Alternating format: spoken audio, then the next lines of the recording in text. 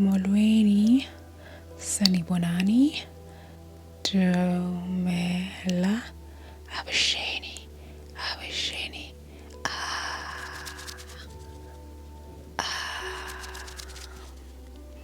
Hello to you, and you, and you, and you. Welcome, welcome, welcome, welcome, or welcome back to African Xhosa ASMR.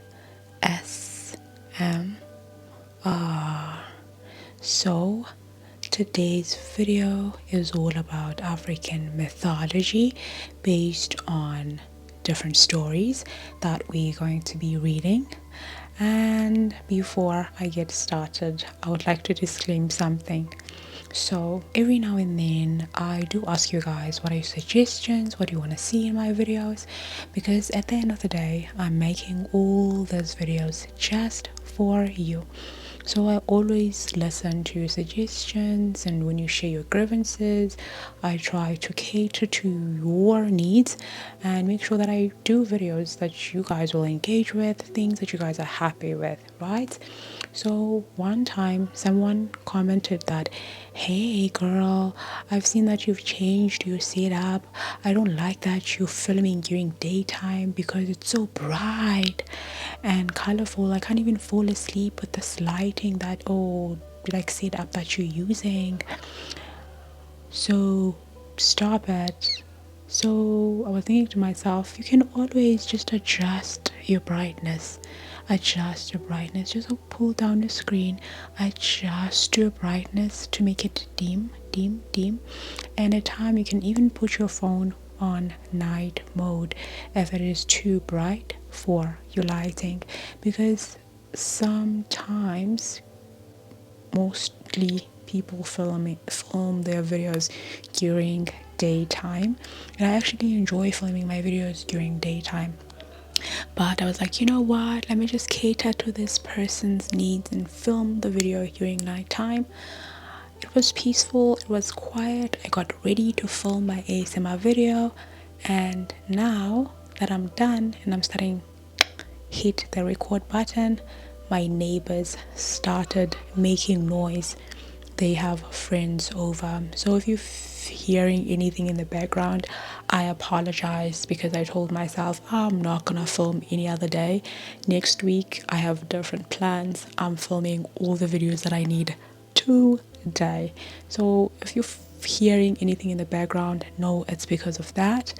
And this is one of the reasons why I usually film during daytime with natural lighting and not at night. But I was like, let me just switch things up and just cater to that person's needs. But honestly speaking, you can always dim the lighting on your camera. Not everything has to be like a complaint, you guys. Sometimes you can just say, you know what, I love your videos, without sharing a complaint that isn't really a complaint. Because others sometimes say, your microphone is too loud, your microphone is too loud. You can lower down your volume, because before I got the microphone I was told, oh, I would have loved to watch your videos, but I can't even make it past them because the volume is too low. Get yourself a microphone. Now that I have it, it's a different story. So hopefully you will enjoy watching this video. Okay, thank you very much. I try. So every now and then I am gonna film at night, but not all the time. I'll switch things up. For those who like the setup when I film in the lounge, that's good. For those who like the setup when I film at night, you have something to watch. So I just cater to both types of people. And those who enjoy outdoors, I do outdoors every now and then. So yeah, let's get started with this video now that I'm done babbling. Thank you very much for watching. Please don't forget to like, comment, share, subscribe, join super thanks. Do anything that makes for the pots to be done, and a little does indeed go a long way. Just please just click that like button. Help me with the algorithm. Please help me with that algorithm. Anyway, so in today's video, what are we going to be doing? We're going to be doing mythology, and we're going to be reading from an article titled African Myths and Legends. African myths and legends. Myths and legends. Okay, and what does it say? The very first story we're going to be reading is titled Weeping Willows, a Bushman story. There were 10 beautiful girls belonging to one family. One day, while they were playing together in the river, the weather being very hot, a strange old man came by. "Drip me up some water, pretty girls," he asked. "I am very thirsty." "How ugly he is," giggled the girls, "just like an old frog." And they fell about laughing, all except one, who was ashamed of her sister's rudeness. Unfortunately for them, the old man was really a magician, and in a twinkle had turned 9 of the girls into tall, slender trees, dripping along the riverbank. The polite daughter ran crying to her parents and told them what had happened. The grief-stricken parents ran to the river with a choker, and the father tried to chop the nearest tree down, but was horrified when blood oozed from the bark. 3 times he tried, but each time the blood ran and he had to stop. Sorrowfully, the parents sent their only daughter to live in a faraway land for fear of the magician, but they themselves dwell in tears beneath the dripping trees forever. Okay, what the story teaches us is to be kind and not treat people based on superficial things, like how they appear on the outside. That's basically what the story teaches us. The Weeping Willows. The second story we're going to be reading is titled 7 Magic Birds. The 7 Magic Birds, and it is a Zulu legend. There was once, so they say, a Zulu chief who sat day after day gazing sadly into the distance. 7 of his sons had gone to prove their manhood, and all had disappeared beyond the cliffs of the falling goats where cannibals lived. Only the youngest boy was left, but though he was strong and seemed clever, he could not talk.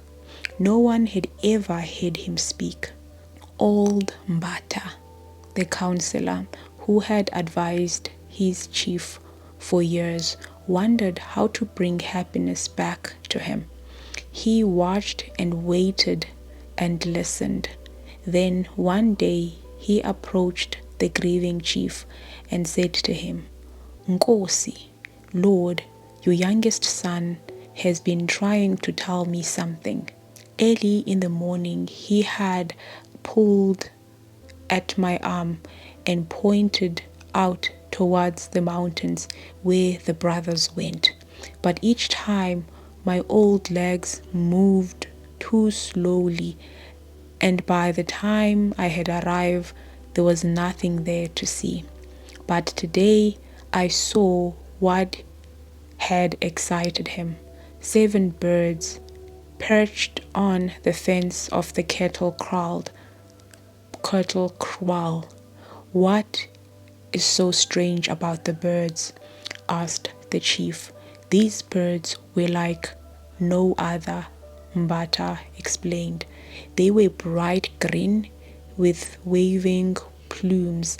They seemed unafraid when the boy was near, but they flew away when I came near.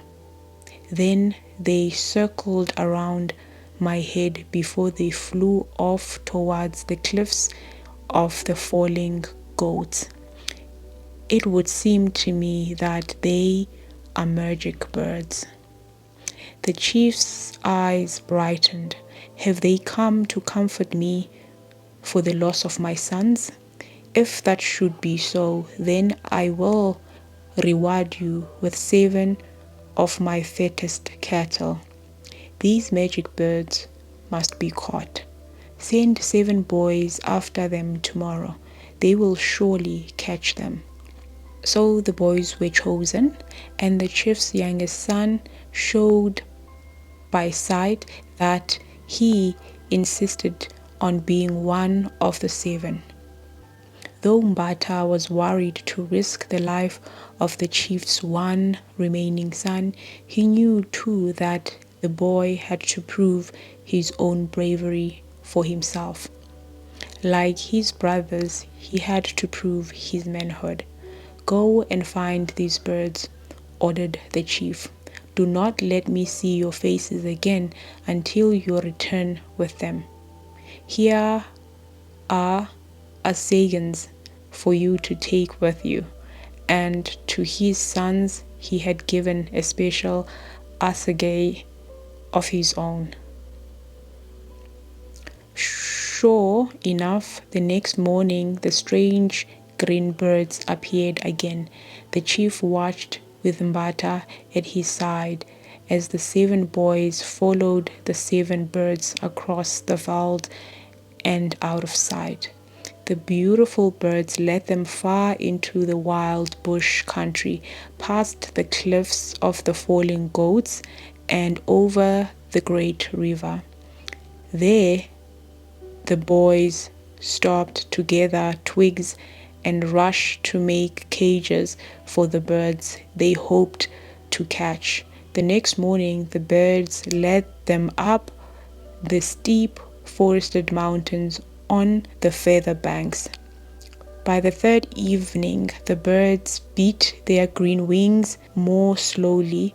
They were tired. The chief's sons cramped ahead of the other boys and made his way silently towards one of the birds which perched on the thorn bush. He sprang towards and grabbed the long shining tail feathers just as the poor exhausted bird tried to flutter out of his reach. Following his example, each of the other boys stroked and caught the birds for themselves. When they gathered together beside the cages, they were all chattering with excitement. At last, shouted the chief's son joyfully, and suddenly the other boys realized that the boy had found the power to speak. They rejoiced greatly with him, and they gave him a new name, for that is the Zulu way, calling him Kulume, which means speak. Our task is won, he cried happily. Tomorrow we can take our birds and my new voice back to my father. Let us start back towards home at once. They hurried down the mountain slopes, but soon it was night and they did not know where they were. They stumbled on through the forest, clutching their precious cages until Kulume saw the light of a fire. He then led them cautiously towards it, but no one was there, and an empty hut stood besides. The place seemed safe enough, so they lay down inside the hut and went to sleep. In the middle of the night, Kulume woke. The fire was out and the hut was dark. Then he heard a voice mothering. The meat smells good. I shall call my brothers. And Kulume knew with fear that they were in a hut of a cannibal. He woke his friends silently and led them far and fast, though through the darkness. But as the stars faded and the morning came, Kulume realized with horror that he had left his caged bird behind. We must all go back together, suggested one of the boys, though all of them were afraid. No, said Kulume, it is my fault. I must go alone. Don't worry, I'll be back. But what will happen if we lose a chief's last son? Wailed the other 6 boys. Watch my spear, said Kulume. If it stands still, I am safe. If it shakes, you will know that I am in danger. If it falls, I am dead. He ran back into the forest. The sun was high in the sky when the 6 boys saw the spear tremble, then steady itself, tremble again, bland before steadying a 3rd time, and shake and almost fell, and then stand still once more as they breathed a sigh of relief that all seemed to be well. There was Kulume besides them with a cage and a bird in his hand. What happened? They cried. Breathlessly, Kulume told them how he had met an old woman fetching water beside a waterfall. Her water pot was heavy, so he had stopped to help her. Where are you going so fast? She asked, and he told her. You are brave, she chuckled, and then gave him some meaty fat in a little wooden bowl. When he reached the cannibals, he was horrified to see 4 of them rejoicing over whatever and whoever was roasting over the fire. So he slipped inside the hut, found a little cage, and the bird wobbled softly as if glad to be with him.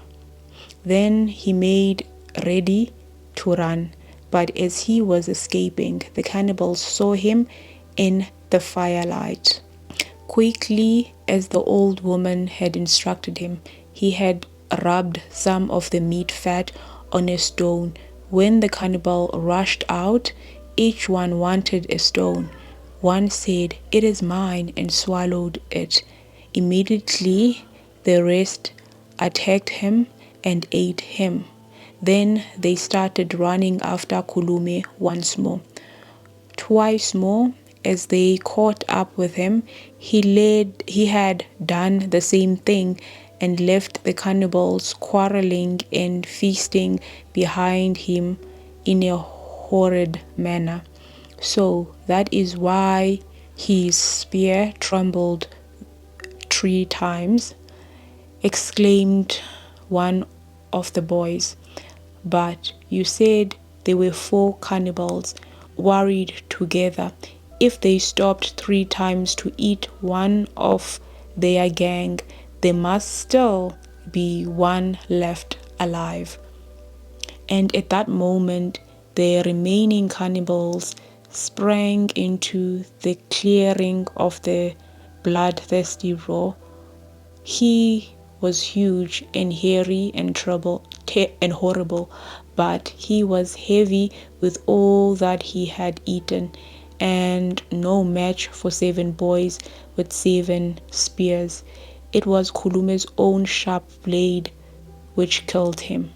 For 7 long days the chief had sat gazing into the distance towards the cliffs of the falling goats, where his last son had gone adventuring. The sun was already gathering red clouds around it when he had a shout from his Induna Mbata. I see 7 figures Nkosi, and they come running, said Mbata with joy in his heart. Across the valley came a cry. It is I, your youngest son, Kulume, who speaks with a new name. We bring with us the 7 beautiful birds, and what is more, I bring my voice.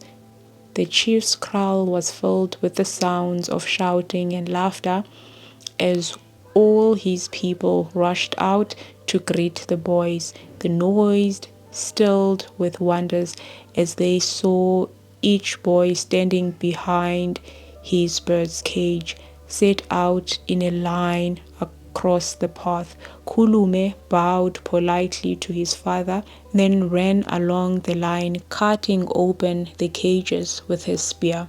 From each arose not a bird, but a tall young man. The 7 lost sons had come to life again, and the chief's long sorrow was turned to joy. So that is a story titled 7 Magic Birds, a Zulu Legend.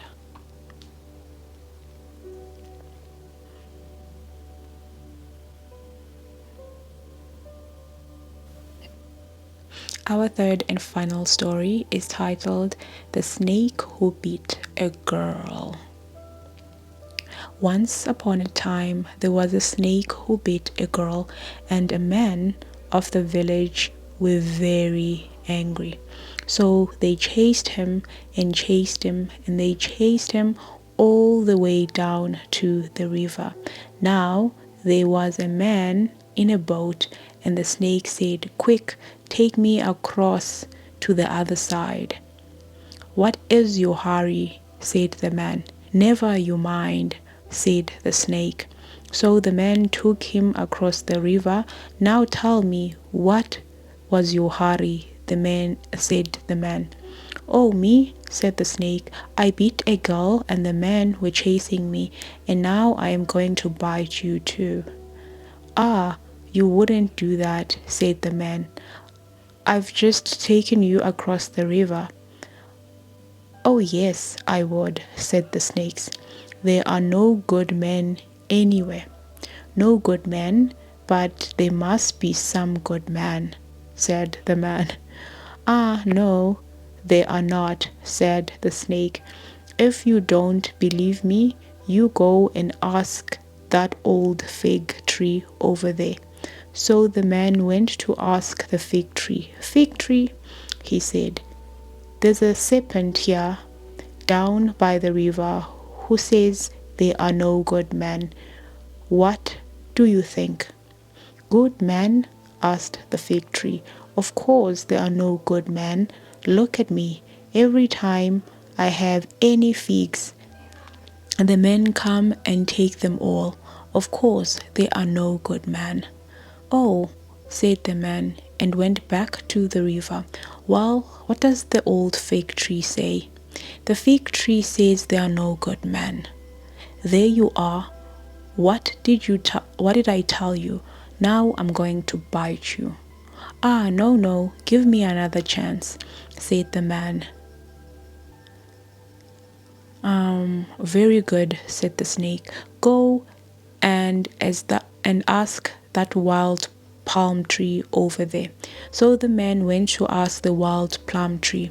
"The plum tree," he said, "there's a serpent down there by the river who says there are no good men. What do you think?" "Good man," said the fig tree. "Of course there are no good men. Look at me. Half of me has been cut down and turned into firewood already. And as for what is left, if I have any plums, the men come and take them all. Of course there are no good men." "Oh," said the man, and went back to the river. "Well, what does the wild plum tree say?" "The wild plum tree says there are no good men." "There you are. What did I tell you? Now I'm going to bite you." "Oh, no, no, give me another chance," said the man. "Well, and who would you like to ask this time?" said the snake. "I think I would like to ask my wife," said the man. So the man went up the path to his hut and asked his wife. "You know," he said, "I met a serpent today down by the river, and he said there are no good men. What do you think?" "No good men? Of course there are no good men, but somehow we can't help loving some of you sometimes." "Oh," said the man, "the snake told me that if you said there were no good men, then he was certainly going to bite me." "Bite you?" she said. "I'll see to that." Now she was cooking a little pot of special musese porridge on the fire, and it was very hot, and she said to herself, "I'll do that." She said to herself, "That I'll do." So she picked it up, put it onto her head, and said, "Come along." So the man and his wife went down the river. "Here's my wife," said the man. "Well, what did she say?" "She says there are no good men." "There you are. What did I tell you? Now I'm going to bite you." "Oh, no, no," said the girl. "Look, I've brought a present for you." She put the bowl of porridge down into the ground and scooped her little finger round the edge where it is cool, held it up and said, "Here, take this." She poured a drop of porridge into the snake's tongue. Good porridge," said the snake. "Very good porridge." "Yes," she said. "I bought it specially for you." Then she tilted the bowl over towards the snake. "There," she said. He wriggled up, plunged his head right into the bowl of hot porridge, and was all burnt up. And that was the end of the story. Anyhow, should we do a bonus story? I think we should do a bonus one because the time is too short. Let's do the bonus one. Our third and final story is going to be word of the day. Our word of the day today is going to be a bit of motivation. Let's find words of motivation, and hopefully these words will carry you through the rest of the week. And what are they going to be? Let's check them out. So today I just want to read you a quote that has meaning. It's not really a quote per se, but it's a word of advice. And this word of advice says, normalize praying. People aren't jealous of material things anymore. They are jealous of your aura, your personality, the way people love and support you, your natural leadership abilities, things money cannot buy. So normalize praying. I hope these words of encouragement empower you to keep praying. Pray, pray, pray in and out of season. Pray all the times when things are good, when things are bad. Always pray and give thanks to the Lord. Thank you very much for watching today's video. I will catch you on the next one. Bye bye in Vietnam.